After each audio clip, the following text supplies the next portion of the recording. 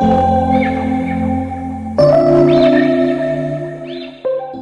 trip to Azerbaijan started on a warm June morning. We landed in Baku, met our driver, and set off straight to our first destination, Gabala. On the way, we were starving, so we stopped for breakfast. They served fresh bread, cheese, jam, honey, vegetables, and of course, Azerbaijani tea. My husband and my cousin's husband went into their kitchen to see if there is anything special and ordered shakshuka, but they bought a huge pot of shakshuka, precisely tomato and egg curry. But at least we learned how to order better next time. The drive to Gabala was amazing. Mountains, paddy fields, and even classic vintage cars passing by. Azerbaijan's countryside is truly mesmerizing. After we reached, we checked into Garden Gabala Hotel where we had booked a cottage. It was cozy, peaceful, and honestly highly recommend if you're visiting Gabala. First outing was to Tufandik Mountain Resort, which is famous for its cable car rides. With so many stations, each ride gave us different view of the mountains. The scenery was so breathtaking, we kept riding again and again until we finally got bored. After a light lunch, we headed to Nohur Gol. It's a perfect evening spot with cafes, locals, fishing, horse riding, live cooking stalls, and little shops with souvenirs. The lake itself was magical, surrounded by trees and hills. A total picture perfect moment. Even though we were already tired, we still went to Yedi Gozel, the Seven Beauties waterfall. On the way down, we checked out some small shops and stalls before heading back. We returned to our cottage and slept like babies. Good morning from Gabala. We woke up super early. The crab apple trees were blooming. From our cottage, we could even see patches of snow on the top of mountains. Our driver said that's probably Shahdag. Breakfast at the hotel was amazing. It was a huge buffet with fresh fruits, honey, bread, cheeses, everything so fresh and tasty. Honestly, it really set the mood for the day ahead. After breakfast, we headed to our first stop, Esenso Lavender Farm. And wow, the lavender field stretched as far as the eyes could see. On the way, they even gifted us a bouquet of lavender. We matched our outfit to the purple of the lavender field. It made for the perfect photo opportunity. We spent so much time taking pictures and videos. Next, we headed to Sheki. What an amazing place, full of history, culture, and stunning architecture. There were so many little shops and stalls selling locals and traditional items, and we couldn't resist exploring them all. Then we visited Sheki Khan's palace. The palace is beautiful with intricate designs, stained glass windows, and vibrant colors. It really felt like stepping back in time. And the streets were alive. The musicians were singing and playing, and the people were bustling about. It made the city feel so lively and welcoming. After exploring Sheki, we went to a nearby farm where we could pick fruits straight from the trees. There were cherry trees, plum trees, apple trees, apricots, and even green grapes, even though it wasn't the season yet. And yes, you could eat as much as you wanted inside the farm. There were also some animals roaming around, which made the experience even more fun and relaxing. On the way back to Baku, we stopped at a small restaurant for a light meal, and then it started to rain. It was such a magical sight after such a long time without rain.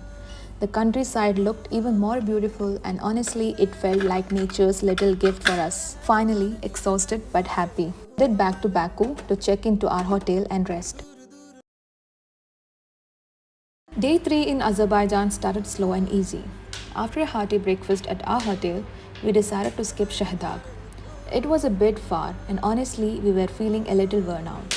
Instead, we chose to explore sites nearby and enjoy a more relaxed city tour. Our first stop was Absheron, where we visited the fire temple. We didn't go inside, but just walking around the grounds was beautiful. The area had a charm of its own, with small local stalls nearby. What caught my heart the most were the crockery shops. Each piece was so unique, colorful, and intricately designed. I could have spent hours admiring them. From there, we went to Yanadag, Flame Mountains. Watching the eternal fire burning from the hillside was surreal, like nature's own magic show. We took plenty of photos and videos and simply stood there soaking in the mesmerizing view. After Absheron, we headed back into Baku city. Starting with Nizami Street, the lively boulevard was full of shops, cafes, and stunning architecture. For lunch, we treated ourselves with traditional Azerbaijani dishes from restaurant Dolma, absolutely bursting with flavor. Next, We stopped by Deniz Mall for a bit of shopping before heading to Highland Park. The view of Baku from there was breathtaking, especially as the city started lighting up in the evening. Close by, we stumbled upon a little area with boats gliding on the water. It felt like a mini Venice right in Baku. There's also a famous carpet museum nearby, though we skipped it this time. By evening, we checked into Volga Hotel and went for a peaceful city stroll. We enjoyed a little dinner and simply soaked in the calm vibes of Baku at night. Day 4, our last day in Azerbaijan. We were a bit sad knowing our trip was coming to an end. We started the morning with breakfast at the hotel. I made myself a sandwich with mortadella, cheese, and toasted bread, and it was so good. The tea here really caught my attention. They serve sugarless tea with sweets like jam or honey on the side. I was completely falling in love with Azerbaijani cuisine. After breakfast, we headed out for a city tour. The views on the way were beautiful. Our first stop was the Heydar Aliyev International Museum. We took a long stroll around, took some pictures, and enjoyed the atmosphere. Then we visited Heydar Ali Mosque and stopped there for prayer. Next, we visited the Martyrs' Place, where so many people were paying their respects. Nearby, we saw the iconic Flame Tower, and even we took a ride in the metro nearby. It goes deep underground, which was such a unique experience. From there, we returned towards Nizami Street in Baku City. We had lunch at Khalifa restaurant, which had an incredible interior. We tried more traditional Azerbaijani dishes. It was all so flavorful and beautifully presented. After lunch, we strolled along Nizami Street and then headed into Old City. We walked for hours, explored local shops, and picked up a few souvenirs. The streets, the architecture, and the vibe of the old city were absolutely magical. Once we were back on Nizami Street, there were so many amusements and street activities. It felt lively and cheerful. We had a light dinner, then ended the day at the Baku Boulevard, which offers a panoramic view of the city. From there, we could see the Baku Eye and so many stunning city views. Finally, it was time to say goodbye. We headed to the airport and departed for Abu Dhabi, taking with us unforgettable memories of this beautiful country. Azerbaijan, you have been amazing.